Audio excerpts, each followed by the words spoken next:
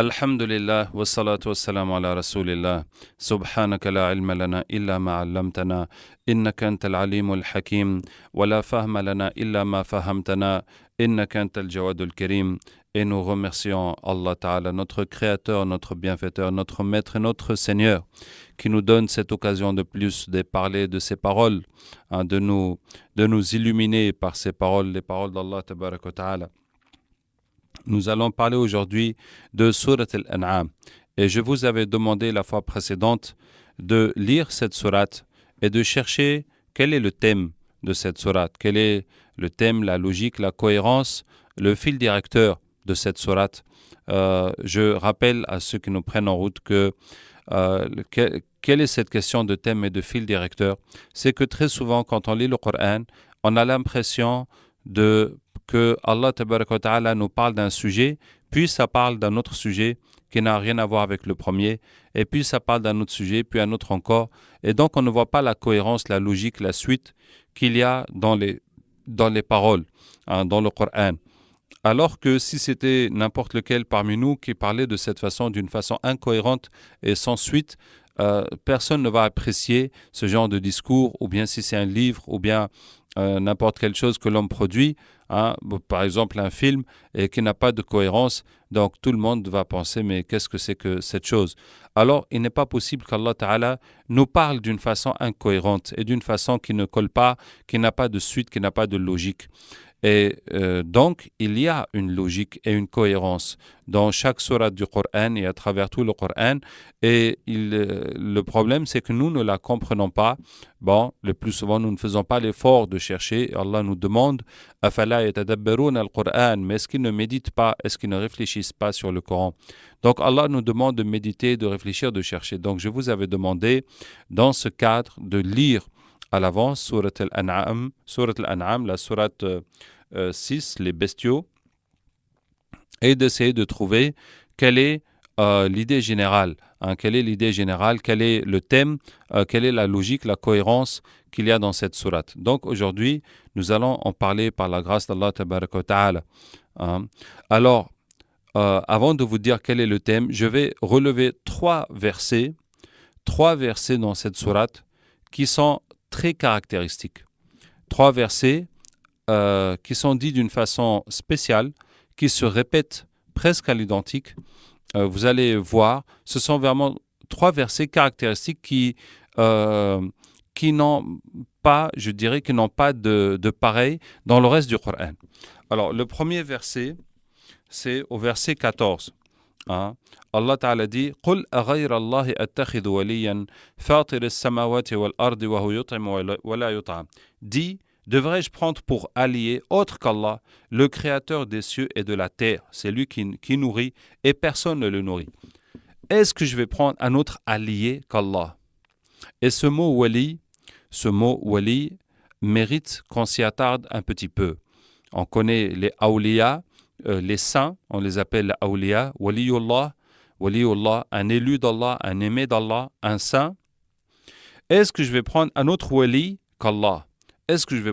Donc, dans le sens où le mot wali, c'est Allah qui est le wali de l'homme. Alors, ce mot wali a pour caractéristique d'être valable dans les deux sens. L'homme est le wali d'Allah, waliyullah. Allah est le wali de l'homme. Comme Allah dit, Allahu waliyul ladina amanu, yukhrijuhum min adh-dhulumati ila an-nur. Allah est l'allié des croyants, il les sort des ténèbres aux lumières. Et justement, wali veut dire l'allié. Et pour vous expliquer encore plus clairement quel genre d'alliance, al-walaya, chez les Arabes, avant l'islam, il y avait un système tribal. Une tribu, la tribu se définit par les relations des hommes, de père à fils, de frère. Donc les cousins, le fils du frère de mon père, c'est comme ça. Les relations des femmes ne rentrent pas en compte dans l'alliance tribale. Ça veut dire que si une fille épouse un homme, ses enfants ils vont être dans la tribu de cet homme et la guerre et la paix va se faire selon la tribu de l'homme. Donc c'est les relations des hommes. Alors des fois il y a des maoulas. Que veut dire des mawla? Ça veut dire des alliés. Quelqu'un qui n'a pas de tribu et qui vient se greffer à une tribu et il devient un allié de la tribu. Ce qu'il fait qu'il devient comme un membre de la tribu. Donc, lui-même fera la guerre avec sa tribu et la tribu aussi fera la guerre pour lui. Vous voyez? Donc, c'est une alliance. L'individu est petit, la tribu est grande. La tribu défend l'individu, l'individu aussi défend la tribu. Donc c'est ainsi que se définit l'alliance avec Allah Tabaraka wa Ta'ala. Allah est notre allié.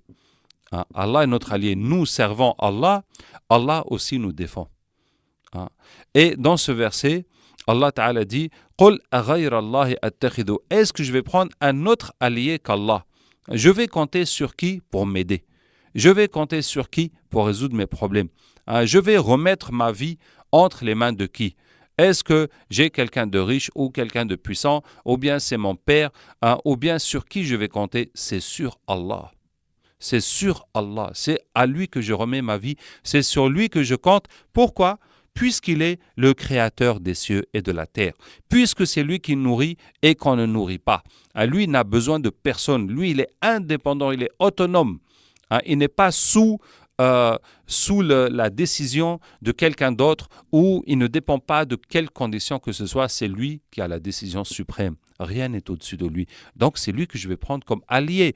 Je ne vais pas prendre comme allié quelqu'un, même s'il semble avoir du pouvoir ou de la richesse, mais lui-même peut se retrouver pauvre, peut se retrouver faible, il peut se retrouver face à quelqu'un d'autre qui est plus puissant que lui, qui va l'écarter, et il peut mourir, etc. Donc c'est Allah seul qui va être mon allié.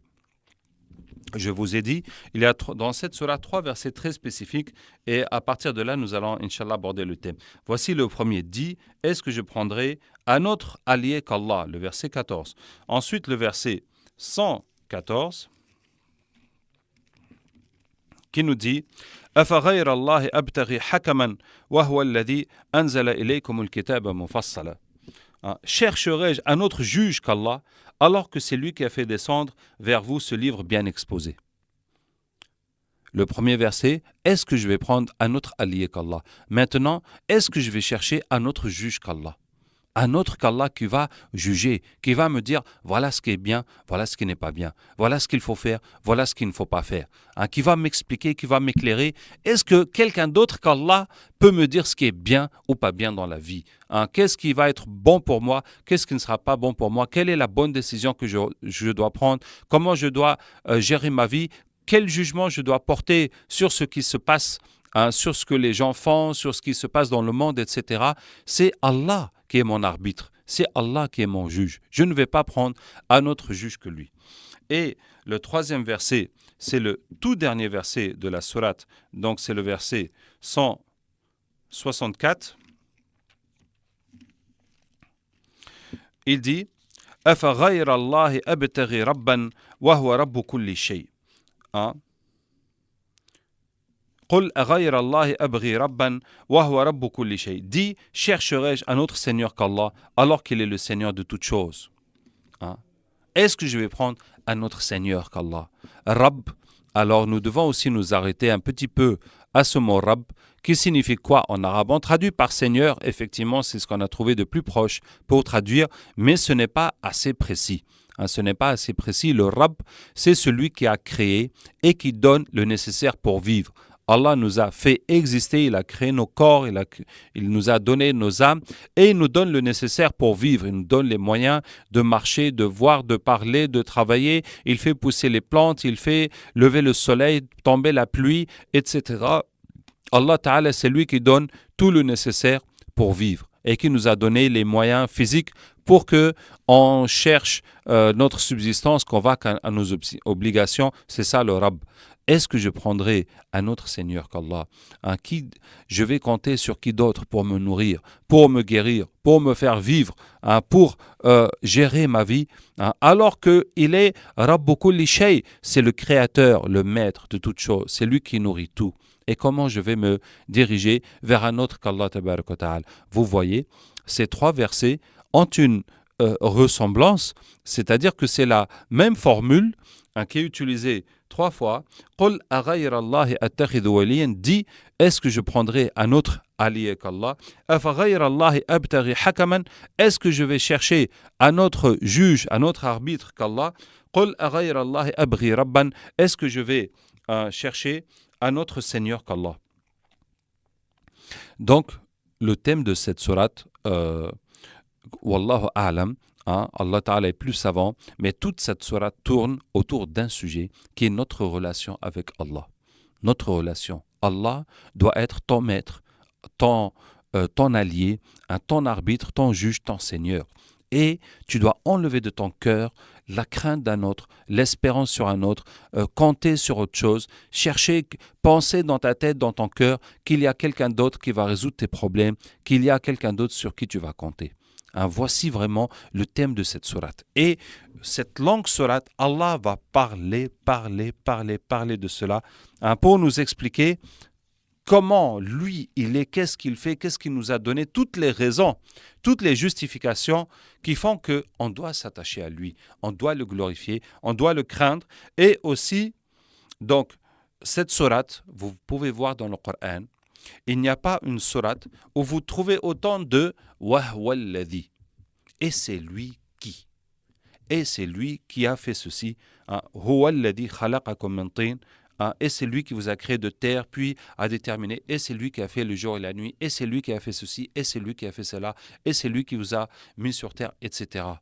Donc Allah nous montre ce qu'il fait pour qu'on le considère, pour qu'on l'estime, pour qu'on le craigne, pour qu'on l'espère, et pour qu'on sache que les créatures sont impuissantes. Rien ne peut... les créatures ont une certaine puissance, on peut dire que telle personne est riche ou influente, mais leur richesse, leur influence, leur pouvoir n'est rien devant le pouvoir d'Allah tabaraka wa ta'ala. Donc, qu'on enlève de nos cœurs la crainte, l'espérance des créatures.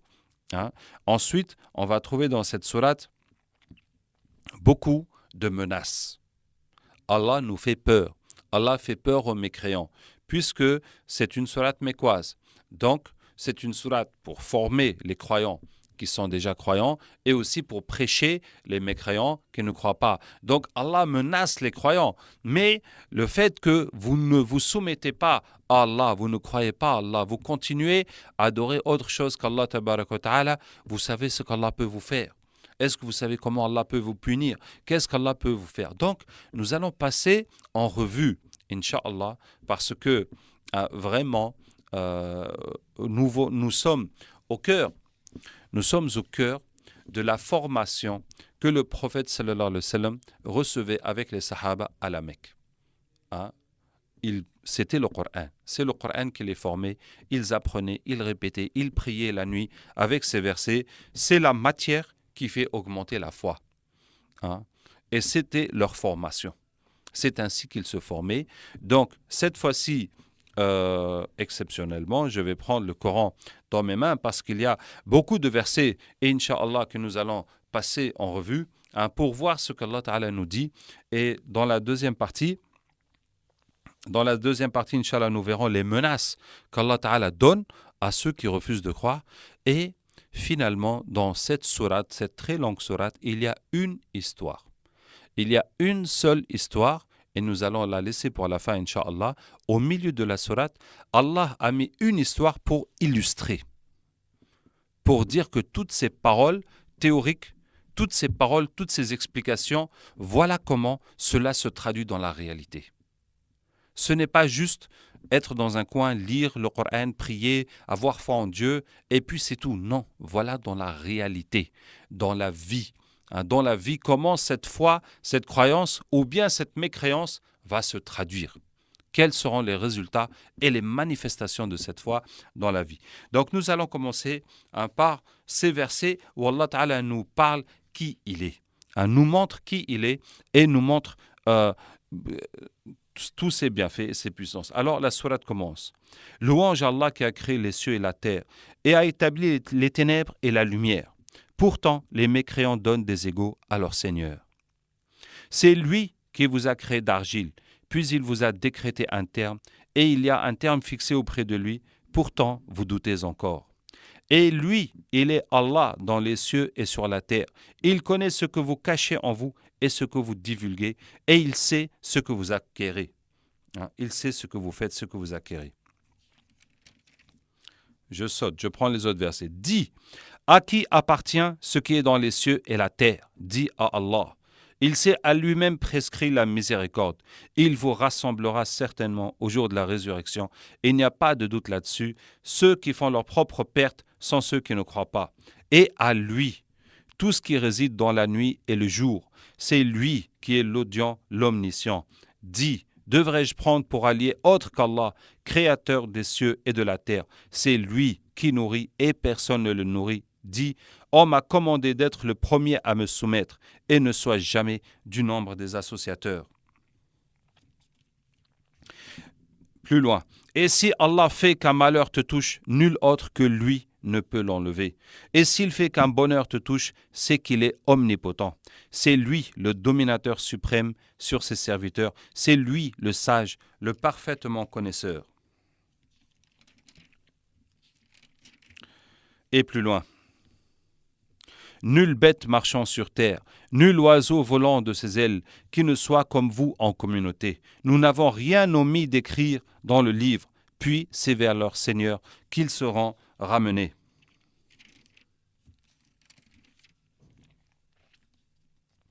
C'est lui qui détient les clés de l'inconnaissable.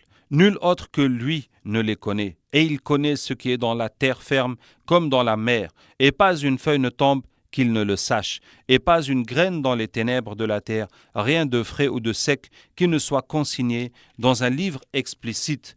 Et la nuit, c'est lui qui prend vos âmes. Et il sait ce que vous avez acquis pendant le jour, puis il vous ressuscite le jour, afin que s'accomplisse le terme fixé. Ensuite, c'est vers lui que sera votre retour, et il vous informera de ce que vous faisiez. Et il est le dominateur suprême sur ses serviteurs, et il envoie sur vous des gardiens. Et lorsque la mort atteint l'un de vous, nos messagers, les anges, enlèvent son âme sans aucune négligence. Ils sont ensuite ramenés vers Allah, leur vrai maître. C'est à lui qu'appartient le jugement, et il est le plus prompt des juges. Dis, qui vous délivre des ténèbres de la terre et de la mer? Vous l'invoquez humblement et en secret. S'il nous délivre de ceci, nous serons du nombre des reconnaissants. Dis, c'est Allah qui vous en délivre, ainsi que de toute angoisse. Pourtant, vous lui donnez des associés. Plus loin, et c'est lui qui a créé les cieux et la terre en toute vérité. Et le jour où il dit soit, cela est. Sa parole est la vérité. À lui seul la royauté. Le jour où l'on soufflera dans la trompe, c'est lui le connaisseur de ce qui est voilé et de ce qui est manifesté, et c'est lui le sage et parfaitement connaisseur. Créateur des cieux et de la terre, comment aurait-il un enfant quand il n'a pas de compagne? C'est lui qui a tout créé, et il est omniscient. Voilà Allah, votre Seigneur. Il n'y a de divinité que lui, créateur de tout, adorez-le donc. C'est lui qui a charge de tout. Les regards ne peuvent l'atteindre, cependant qu'il saisit tous les regards, et il est le doux, le parfaitement connaisseur. C'est lui qui a créé les jardins très âgés et non très âgés, ainsi que les palmiers et la culture aux récoltes diverses, de même que l'olive et la grenade, d'espèces semblables et différentes, mangez de leurs fruits quand ils en produisent, et acquittez les droits le jour de la récolte, et ne gaspillez point, car il n'aime pas les gaspilleurs. Et il a créé parmi les bestiaux certains pour le transport et d'autres pour diverses utilités. Mangez de ce qu'Allah vous a attribué, et ne suivez pas les pas du diable, car il est pour vous un ennemi déclaré. Il en a créé 8 en couple, 2 pour les ovins, 2 pour les caprins. Dit, est-ce les 2 mâles qu'il a interdits, ou les 2 femelles, ou ce qui est dans les matrices des 2 femelles? Informez-moi donc de toute connaissance si vous êtes véridique. 2 pour les camélidés, 2 pour les bovins. C'est lui qui a fait de vous les successeurs sur terre et qui vous a élevés en rang les uns au-dessus des autres, afin de vous éprouver en ce qu'il vous a donné. Vraiment, ton Seigneur est prompt en punition et il est aussi pardonneur et miséricordieux. Donc, voici les versets que j'ai voulu vous citer dans la traduction Inch'Allah, qui parle, où Allah Ta'ala décrit dans cette sourate ce qu'il fait, tout ce qu'il a fait dans la création. Hein. Donc, voici le discours. Allah qui est notre créateur, notre bienfaiteur, qui fait tout ça, Allah nous montre et nous montre encore et nous montre encore et nous montre encore que tout ce qu'on a, c'est lui qui a fait ces bienfaits que nous oublions la plupart du temps. Maintenant, je vais vous citer d'autres versets dans cette même sourate. Nous allons encore parcourir la sourate et vous citer les versets des menaces. Les menaces. Hein. Alors, verset 5, « Ils traitent de mensonge la vérité quand celle-ci leur vient, mais ils vont avoir des nouvelles de ce dont ils se moquent. N'ont-ils pas vu combien de générations avant eux nous avons détruites, auxquelles nous avions donné pouvoir sur terre? Bien plus que ce que nous vous avons donné, nous avions envoyé sur eux du ciel la pluie en abondance, et nous avions fait couler des rivières à leurs pieds, puis nous les avons détruites pour leurs péchés, et nous avons créé après eux une nouvelle génération. » Voilà comment Allah nous parle. Il renie les signes. Allah mentionne les signes qui sont évidents. Et après, il dit, mais les gens traitent de mensonge la vérité. Mais ils vont voir, ils vont avoir des nouvelles de ce dont ils se moquent. Ça ne va pas se passer comme ça. Ce n'est pas comme ça. Allah vous a donné les preuves, les signes de son existence, de sa suprématie. Vous refusez, vous dites que ça ne vous intéresse pas. Ah non, ça ne va pas s'arrêter là. Ça ne va pas s'arrêter là. Il va y avoir des conséquences. Mais est-ce qu'ils ne voient pas tous les peuples qui ont vécu avant, comment on les a détruits? Et pourtant, ils étaient plus riches. Et pourtant, on leur a donné des bienfaits. Et pourtant, ils en avaient le pouvoir. Et voilà comment Allah Ta'ala les a détruits. Et d'autres générations sont venues après. Voici un premier passage. Un deuxième passage. Certes, on s'est moqué des messagers avant toi, mais ceux qui se sont raillés d'eux, leur propre raillerie les enveloppa. Dis, parcourez la terre et regardez ce qu'il est advenu de ceux qui traitaient la vérité de mensonge. Encore une fois, ils se moquent, ils vont voir. Leur moquerie, leur raillerie va leur retomber dessus. Ils n'ont qu'à aller voir sur terre ce qui s'est passé, ils vont voir.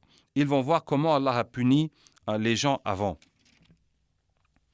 Ensuite, qui donc est plus injuste que celui qui invente un mensonge contre Allah ou qui traite de mensonge ces versets? Les injustes ne réussiront pas. Qui est plus injuste?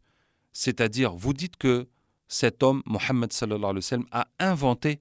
Ça, c'est la plus grande injustice qui puisse être. Quelqu'un qui se met à inventer des paroles et qui dit que c'est Allah qui lui a donné ces paroles. Ou bien celui qui reçoit les paroles d'Allah et qui dit que cela est un mensonge. Et les injustes ne réussiront pas.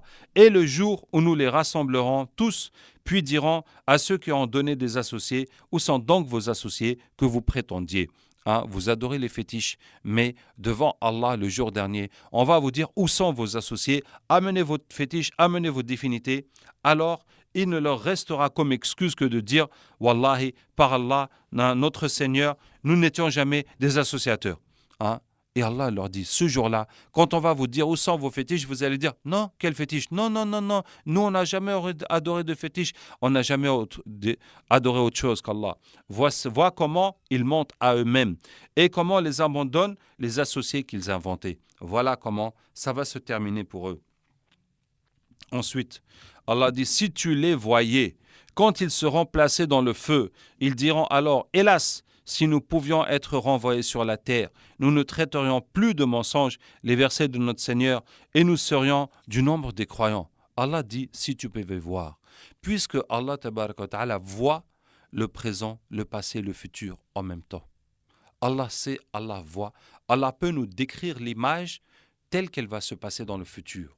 Et Allah nous dit, si tu pouvais les voir. Ces gens-là qui sont en face de toi, qui renient, qui se moquent de toi, qui te combattent. Allah Ta'ala voit en même temps leur état dans l'enfer. Et dans l'enfer, ils vont dire, si on pouvait revenir sur terre, là on va croire. C'est maintenant qu'ils regrettent. Et Allah dit, mais non. Voilà que leur apparaîtra ce qu'auparavant ils cachaient. Or, s'ils étaient rendus à la vie terrestre, ils reviendraient sûrement à ce qui leur était interdit. Ce sont vraiment des menteurs. Allah Ta'ala, sa science est illimitée. Allah te dit, Allah te dit, si tu pouvais les voir dans l'enfer, ils sont en train de regretter, de pleurer, de crier, que donnez-nous une chance, épargnez-nous, laissez-nous revenir sur terre. On va croire. Mais Allah nous dit que s'ils revenaient sur terre, si on les sort de l'enfer pour en venir sur terre, ils vont refaire la même chose. Ils ne vont pas croire. Ce sont des menteurs. Le mal est en eux. Même s'ils vont en enfer, ça ne va pas les corriger. Et ils disent, il n'y a pour nous d'autre vie que celle d'ici-bas, et nous ne serons pas ressuscités. Ça veut dire, s'ils revenaient après de passer dans l'enfer, voilà ce qu'ils diraient. Ils diraient, il n'y a que la vie ici-bas, et nous ne serons pas ressuscités. Si tu les voyais, quand ils comparaîtront devant leur Seigneur, il leur dira, cela n'est-il pas la vérité? Ils diront, mais si, par notre Seigneur. Et il dira, goûtez alors au châtiment pour n'avoir pas cru. Sans perdant, certes, ceux qui traitent de mensonges la rencontre d'Allah, et quand soudain l'heure leur viendra, ils diront « Malheur à nous pour notre négligence à son égard », et ils porteront leur fardeau sur leur dos, et quel mauvais fardeau. Ensuite, nous avons certes envoyé des messagers aux communautés avant toi, ensuite nous les avons saisis par l'adversité et la détresse, peut-être imploreront-ils la miséricorde. Voilà encore. Allah dit au prophète sallallahu alayhi wa sallam, et Allah dit aux mécréants l'histoire qui s'est passée avant. Nous avons envoyé des messagers. Et les gens qui ont reçu les messagers, nous les avons éprouvés avec l'adversité et la détresse, avec les difficultés. On leur a donné des difficultés pour qu'ils implorent la miséricorde d'Allah, pour qu'ils se sentent humbles et qu'ils reviennent vers Allah et qu'ils demandent la pitié et qu'ils connaissent la pitié, la puissance d'Allah. Pourquoi donc, lorsque notre rigueur leur vint, n'ont-ils pas imploré la miséricorde? Mais malheureusement, même dans les problèmes, ils ont continué à être orgueilleux, à ne pas revenir vers Allah. Mais leur cœur s'était endurci et le diable enjolivait à leurs yeux ce qu'ils faisaient. Puis, lorsqu'ils eurent oublié ce qu'on leur avait rappelé, nous leur ouvrîmes les portes donnant sur toute chose l'abondance. Allah dit, on les a éprouvés. Dans le malheur, ils ne sont pas revenus vers Allah. C'était la chance qu'Allah leur avait donnée de l'implorer, d'être humble, de se repentir, de demander sa miséricorde. Mais ils ont refusé. Et ils ont persévéré dans le mal, dans la mécréance. Allah dit alors, nous avons changé de stratégie. Nous leur avons donné l'abondance. Nous leur avons ouvert les portes de toutes choses. Et lorsqu'ils eurent exulté de joie, en raison de ce qui leur avait été donné, nous les saisîmes soudain et les voilà désespérés. Ça veut dire qu'Allah, tabaraka wa ta'ala, il va faire pour l'homme, Allah va faire à l'homme les conditions du repentir. Il va lui donner des difficultés pour que l'homme se ressaisisse, qu'il implore la miséricorde d'Allah, qu'il se repente, qu'il cesse. Mais si malgré cela, il ne veut pas revenir vers Allah, il s'entête et il s'obstine, Allah va changer la stratégie. Maintenant, puisque tu ne veux pas d'Allah, tu ne veux que le mal, Allah va lui donner les moyens de faire tout le mal qu'il a envie. Et Allah va lui donner les moyens pour que son orgueil s'enfle encore plus. Pour qu'il dise, voilà, je n'ai pas besoin d'Allah, qu'Allah nous préserve.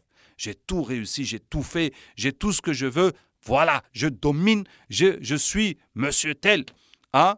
Et les autres croyants qui prient Dieu, ils sont dans la misère, on fait ce qu'on veut avec eux, etc. Donc Allah va changer maintenant la situation et leur donne toute l'abondance. Donc mes frères, mes sœurs, quand vous voyez ces gens mécréants se complaire dans leur abondance, dans leur réjouissance, dans les choses, ne pensez pas que Allah les a préférés. C'est qu'ils sont en train de foncer tête baissée dans la malédiction d'Allah. Allah dit ensuite, nous les saisîmes soudain et les voilà désespérés. Ainsi fut exterminé le dernier reste de ces injustes. C'est-à-dire Allah ne leur a pas laissé de descendance. Ils sont tous morts, ils n'ont plus laissé de descendance après eux, et louange à Allah, Seigneur de l'univers. Voilà encore comment Allah Ta'ala nous fait peur. Ensuite Allah dit, voyez-vous, si Allah prenait votre ouïe et votre vue et scellait vos cœurs, quelle divinité autre qu'Allah vous les rendrait? Toi qui es orgueilleux, qu'Allah nous préserve, qui fait les péchés, et tu dis, moi je vais... Mais si tu te lèves le matin, tu n'entends plus. tu es sourd, qu'est-ce que tu vas devenir? Est-ce que tu vas continuer ton travail ou tes études, ou tu vas continuer à draguer les filles ou autre chose? Maintenant, si tu te lèves le matin, tu es aveugle. Qu'est-ce que ta vie devient? Où est partie ta force, ton intelligence, ton pouvoir, le respect que les gens te donnaient? Maintenant, si tu te lèves le matin, tu es fou, qu'Allah nous préserve. Là, tu ne vaux plus rien. Tu ne vaux plus rien. Quelle que soit la famille qui t'aime, quelle que soit la richesse que tu as, l'estime que les gens te donnaient, tu es devenu fou. Tu ne vaux plus rien. Tu ne sais même pas ce qui se passe dans ta vie. Donc Allah dit, voyez-vous, si Allah prenait votre oui et votre vue et scellait vos cœurs, quelle divinité autre qu'Allah vous le rendrait? Qui peut te rendre ça?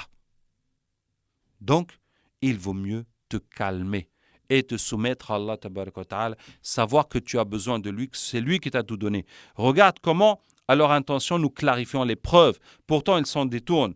Dis que vous ensemble, si un châtiment d'Allah vous venait à l'improviste ou au grand jour, qui seront détruits, sinon les gens injustes. Et nous voilà, nous voyons les tremblements de terre, nous voyons les inondations, nous voyons les guerres. Donc, tout le bien dont tu te vantes, dont tu es heureux, ça peut disparaître. Ça peut disparaître immédiatement. Ensuite, Allah dit encore, dit, il est capable, lui, de susciter contre vous d'en haut ou de dessous de vos pieds un châtiment, ou de vous confondre dans le sectarisme, et il vous fait goûter l'ardeur au combat les uns des autres. Regarde comment nous exposons nos versets, peut-être comprendront-ils. Allah nous dit que Allah peut nous envoyer un châtiment par en haut ou par en bas. Vous voyez, le déluge, les inondations, par en bas, un tremblement de terre, ou bien de nous diviser et qu'on se mette à se combattre les uns les autres. Allah est capable de faire tout ça de nous. Ensuite, Allah dit, et quel pire injuste que celui qui fabrique un mensonge contre Allah ou qui dit « Révélation m'a été faite quand rien ne lui a été révélé ». De même, celui qui dit « Je vais faire descendre quelque chose de semblable à ce qu'Allah a fait descendre ». Si tu voyais les injustes, lorsqu'ils seront dans les affres de la mort, au moment où les anges, et que les anges leur tendront les mains, disant « Laissez sortir vos âmes ». Aujourd'hui, vous allez être récompensés par le châtiment de l'humiliation pour ce que vous disiez sur Allah, d'autre que la vérité, et parce que vous vous détourniez orgueilleusement de ses enseignements. Et vous voici venus à nous, seuls, tout comme nous vous avions créé la première fois, abandonnant derrière vos dos, tout ce que nous vous avions accordé. Nous ne vous voyons point accompagnés des intercesseurs que vous prétendiez être des associés. Il y a certainement une rupture entre vous. Ils vous ont abandonné, ceux que vous prétendiez être vos intercesseurs. Ensuite, et le jour où il les rassemblera tous, ô communauté des djinns, vous avez trop abusé des humains. Et leurs alliés parmi les humains diront, ô notre Seigneur, nous avons profité les uns des autres, et nous avons atteint le terme que tu nous avais fixé pour nous. Il leur dira, l'enfer est votre demeure, pour y rester éternellement, sauf si Allah en décide autrement. Vraiment ton Seigneur est sage et omniscient, et ainsi accordons-nous à certains injustes l'autorité sur d'autres injustes à cause de ce qu'ils ont acquis. Voilà. Précisément ce verset concerne ceux qui ont travaillé avec les djinns, avec les sorciers, pour faire du mal. Ils seront tous ensemble en enfer. Ô communauté des djinns et des humains, ne vous est-il pas venu des messagers choisis parmi vous qui vous ont raconté mes signes et avertis de la rencontre de ce jour? Ils diront, nous témoignons contre nous-mêmes, nous reconnaissons nos erreurs et notre mécréance, qu'Allah nous préserve. La vie présente les a trompés et ils ont témoigné contre eux-mêmes qu'en vérité ils étaient mécréants. C'est que ton Seigneur n'anéantit point injustement des cités dont les gens ne sont pas encore avertis. Donc toutes les cités que vous voyez qui ont été anéanties, elles ont été averties, elles ont refusé de suivre l'enseignement d'Allah et de ses messagers, et c'est pour ça qu'elles ont été anéanties. Ensuite, Allah dit, ton Seigneur est le suffisant à soi-même, le détenteur de la miséricorde. S'il voulait, il vous ferait périr et mettrait à votre place qui il veut, de même qu'il vous a créé d'une descendance d'un autre peuple. Il vous enlève, il va ramener un autre peuple, ce n'est rien pour lui. Et ensuite, Allah Ta'ala nous dit encore, Qu'attendent-ils que les anges leur viennent, que vienne ton Seigneur, ou que viennent certains signes de ton Seigneur? Le jour où certains signes de ton Seigneur viendront, la foi en lui ne profitera à aucune âme qui n'avait pas cru auparavant ou qui n'avait acquis aucun mérite de sa croyance. Dit, attendez, nous attendons, nous aussi. Le signe qui va venir, où la foi ne sera plus utile, sera le soleil qui se lève à l'ouest. Quand les gens verront le soleil se lever à l'ouest, ils vont croire, ils vont se repentir, mais Allah n'acceptera plus leur repentir. Donc, je vous disais que cette sourate aussi, il n'y a pas une sourate dans le Coran où il y a autant de menaces. Autant de menaces, et il y a, je vous ai dit tous les bienfaits, il n'y a pas une sourate où il y a autant de « Wa huwa alladhi » et c'est lui qui, et j'en ai oublié quelques-unes que je vais vous dire tout de suite. Aussi Allah dit, c'est Allah qui fait fondre la graine et le noyau. Du mort, il fait sortir le vivant, et du vivant, il fait sortir le mort. Tel est Allah, comment donc vous laissez-vous détourner? Fondeur de l'aube, il a fait de la nuit une phase de repos, le soleil et la lune pour mesurer le temps. Voilà l'ordre conçu par le puissant, l'omniscient, et c'est lui qui vous a assigné les étoiles, pour que par elles, vous guidiez dans les ténèbres de la terre et de la mer.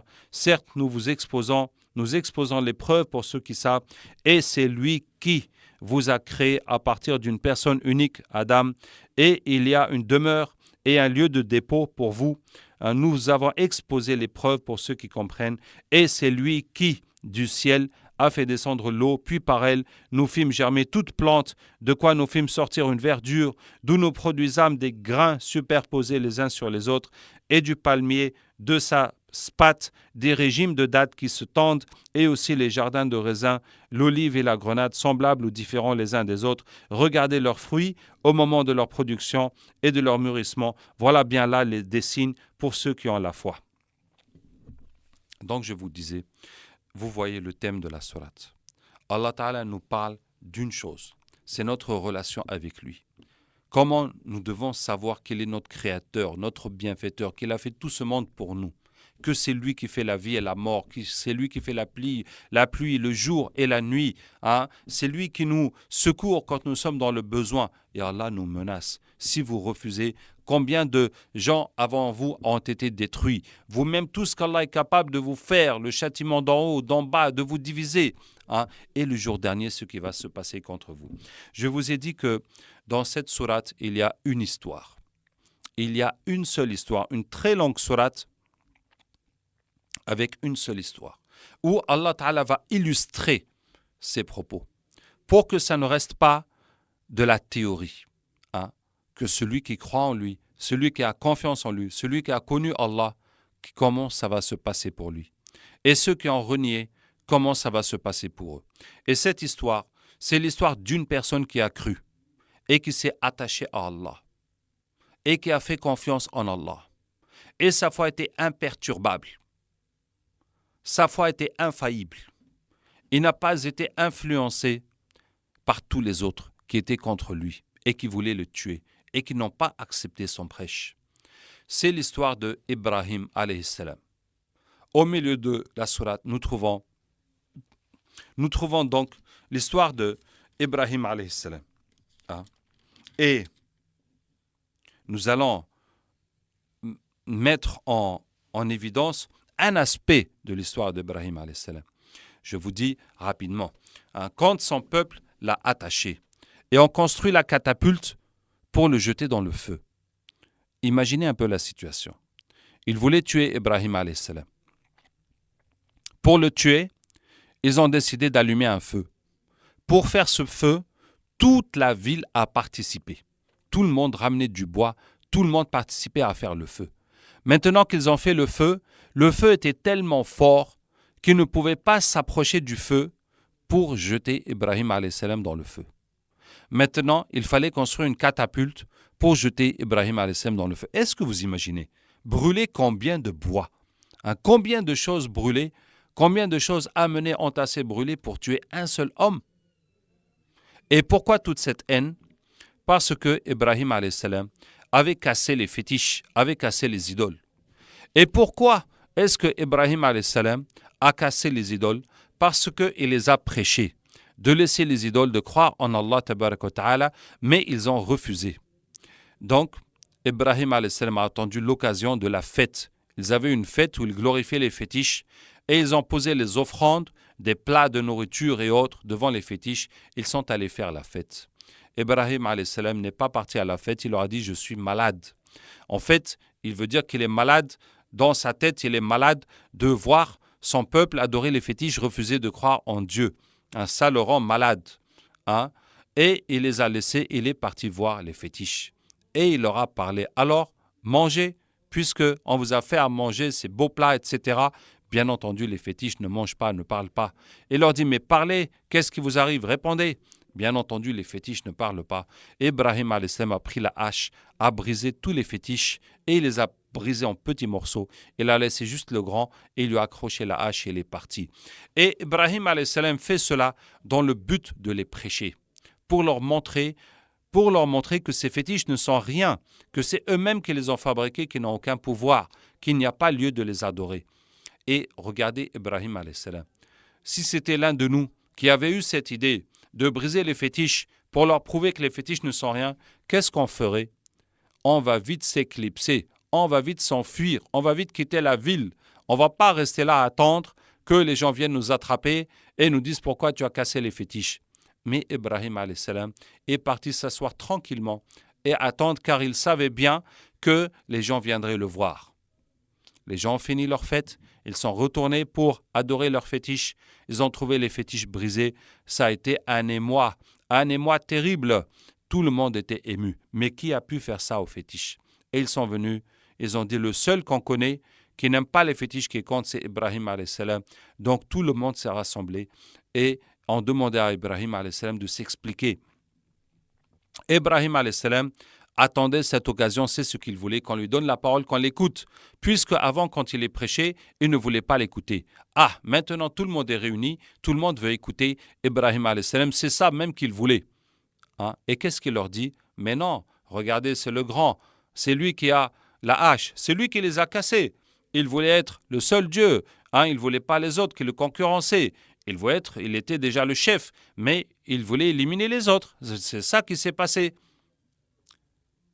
Alors, ils ont été déstabilisés. Allah Ta'ala nous raconte comment ils ont été déstabilisés. فَرَجَعُوا إِلَىٰ أَنفُسِهِمْ فَقَالُوا إِنَّكُمْ أَنْتُمُ الظَّالِمُونَ. Ils sont revenus vers eux-mêmes. Ils ont dit, mais c'est nous qui sommes torts, mais on est bêtes.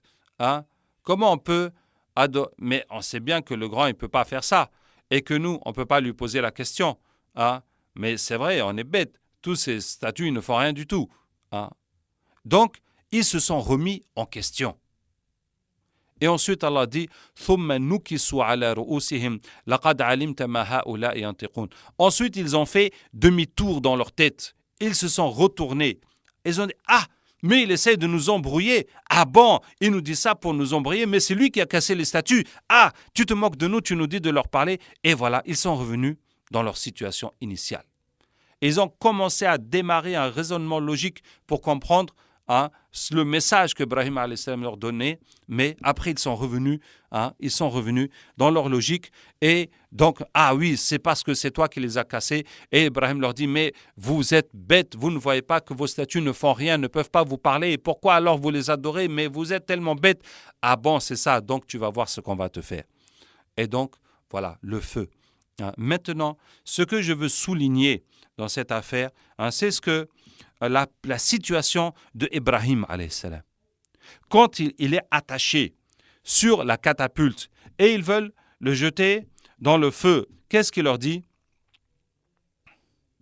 Allez-vous disputer avec moi au sujet d'Allah alors qu'il m'a guidé? Je n'ai pas peur des associés que vous lui donnez. Je ne crains que ce que veut mon Seigneur. Mon Seigneur embrasse tout dans sa science. Ne vous rappelez-vous donc pas?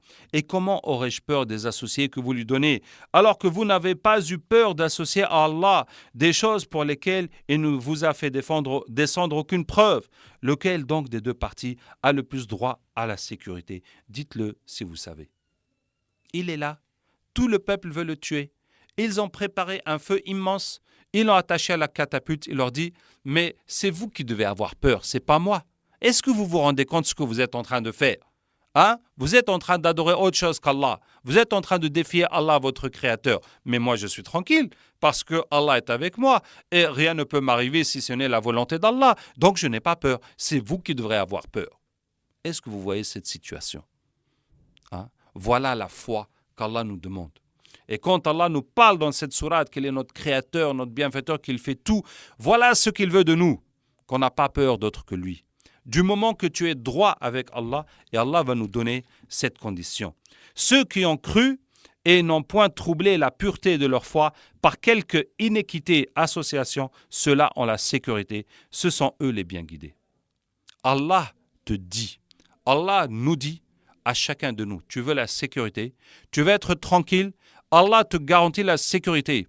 Allah te garantit que personne ne peut te nuire, à condition « Alladhina amanu wa lam yalbisu imanahum bidhulm » ceux qui ont cru, qui n'ont pas entaché, qui n'ont pas troublé la pureté de leur foi par quelque iniquité, association que ce soit.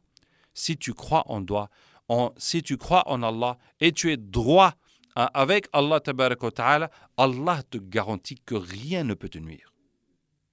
Voilà ce que Ibrahim alayhi salam disait à son peuple. Donc moi, je n'ai pas peur. Parce que je sais qu'avec Allah tabaraka wa ta'ala, ma foi, je ne l'ai pas entachée.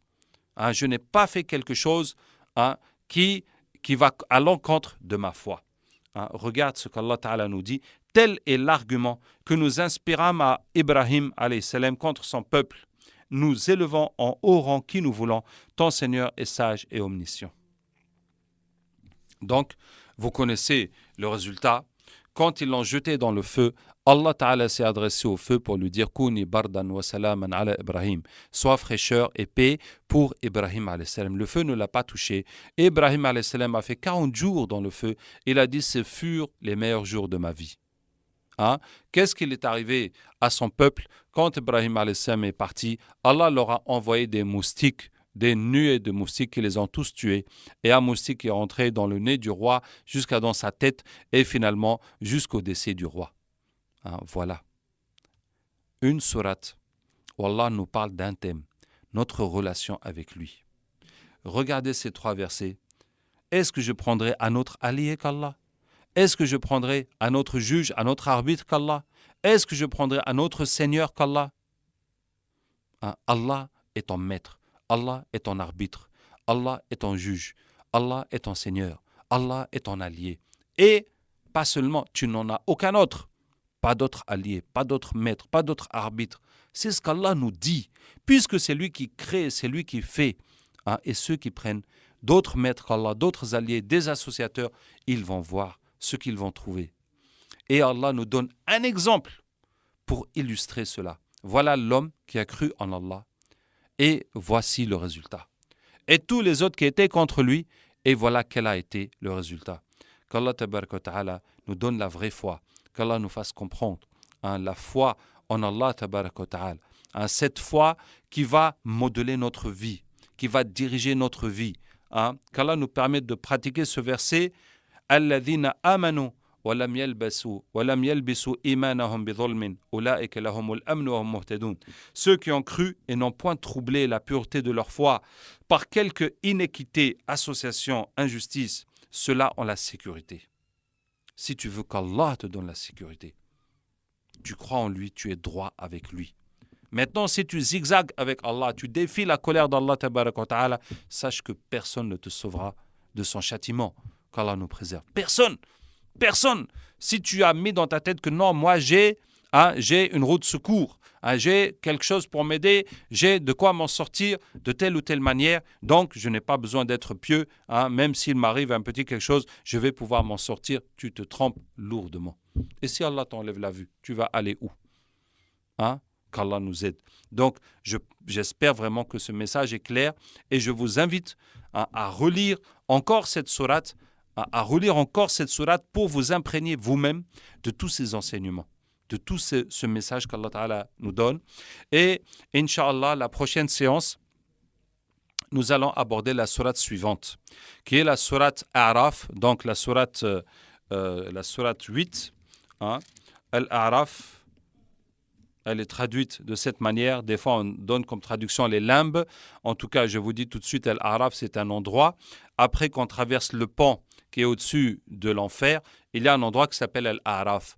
Là, les gens qui ont passé le pont, qui ont autant de hasanat que de péchés, ils ne tombent pas dans l'enfer, mais ils ne peuvent pas aller au paradis. Ils restent là-bas un certain temps avant qu'Allah leur donne sa miséricorde et ils continuent au paradis. Donc, Inch'Allah, demain, la prochaine séance, nous prendrons Sourate Al-A'raf et je vous invite encore une fois à la lire et à essayer de chercher vous-même la logique et la cohérence de cette sourate. Parce que, encore une fois, c'est une sourate qui est très très longue, donc on a du mal à suivre la logique, la cohérence de la sourate, mais Inch'Allah, vous allez voir, comme pour Sourate Al-An'am, qu'il y a une cohérence totale dans toute la sourate. Donc, je vous invite à la lire, à la méditer, avant de recevoir, Inch'Allah, la prochaine séance de tafsir. Qu'Allah Ta'ala nous accepte et qu'Allah nous augmente de sa science et de sa sagesse et qu'Allah bénisse nos œuvres, Inch'Allah. Subhanak Allahumma wa bihamdika. Nashhadu an la ilaha illa anta nastaghfiruka wa natubu ilayk. Subhana rabbika rabbil izzati amma yasifun. Wa salamun ala al-mursalin walhamdulillahi rabbil alamin.